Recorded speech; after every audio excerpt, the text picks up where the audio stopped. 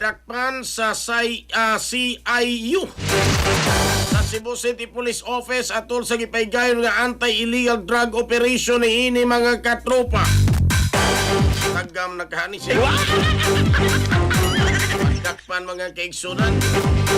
Detalye sa report sa Ronato gini pinagi sa pagpamati ni katropa Eric Pahanuno Tamaro. Live report.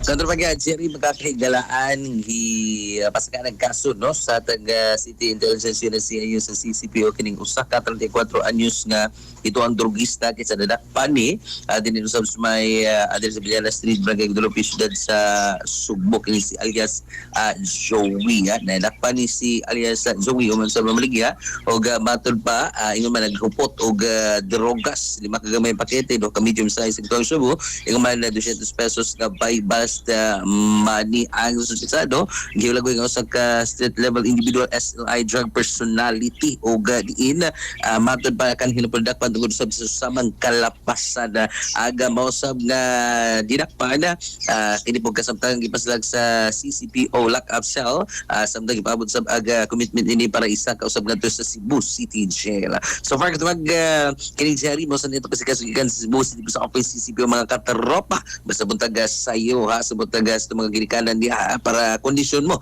no pagatimas yung mga anak nga padong sa eskwelahan ihatod yung eskwelahan di kape Santo Plus Max mga kaigalan nga gawas nga humot lami sustansyado the best nga kape why caffeine good for the heart ni mga higala alang sa Digos ng Pilipino para sa Pilipinas ng katropa Eric Amaro XFM XFM report. Cellphone Plus Gold, mapalit sa mga butika sa inyong lugar.